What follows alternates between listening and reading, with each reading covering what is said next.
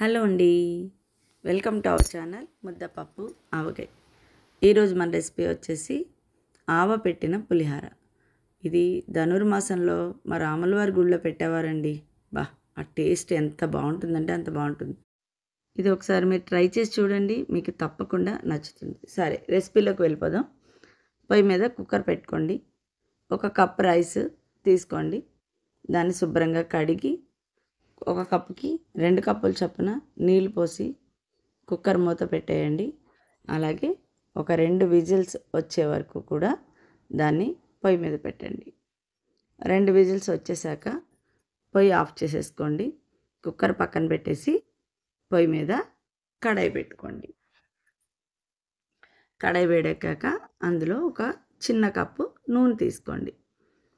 నూనె వేడెక్కాక అందులో అలాగే ఒక 2 చెంచాలు శనగపప్పు, ఒక 2 చెంచాలు మినపప్పు వేసుకోండి. అలాగే అందులో కొంచెం ఆవాలు వేసుకుని బాగా కలుపుకోండి. కొంచెం వేగాక బాగా కలుపుతూ ఉండండి. చక్కగా దోరగా వేగుతాయి కదా. వేగాక అందులో ఒక కప్పు జీడిపప్పు వేసుకోండి. ఒక 4 పచ్చిమిరపకాయ చీలికలు అందులోనే అలా వేసేసుకోండి. ఒక చిన్న అంగుళం ముక్క అల్లం ముక్కను ముక్కలుగా తరిగి అందులో వేసుకోండి. అలాగే ఒక 2 రెడ్ చిల్లీ కూడా వేసుకోండి. అందులో ఒక హాఫ్ స్పూను ఇంగువ వేసుకోండి. ఆ ఇంగువ రుచే ఆ పులిహారకి చాలా అంటే చాలా బాగుంటుంది. అలాగే ఒక 2 రెబ్బల కరివేపాకును కూడా వేసుకోండి. బాగా కలుపుకోండి. చక్కగా పోపు అంతా రెడీ అయ్యాక అందులో ఒక హాఫ్ స్పూన్ పసుపు వేసుకుని బాగా కలపండి.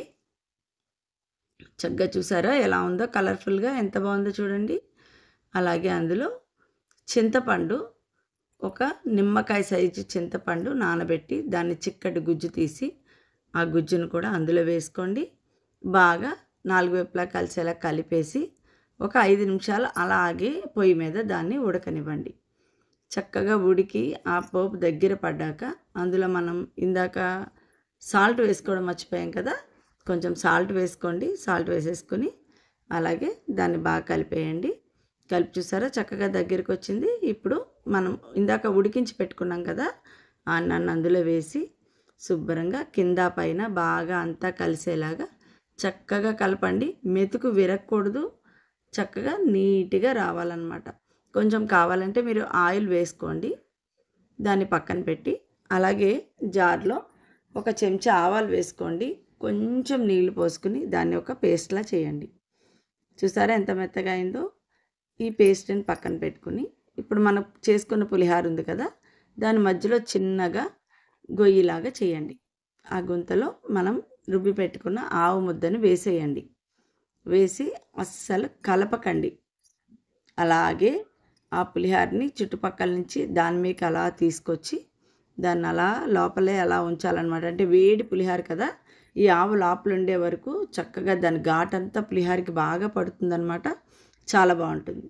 ఒక 10 నిమిషాలు అలాగే దాన్ని మూత పెట్టేసేసి పక్కన ఉంచేయండి.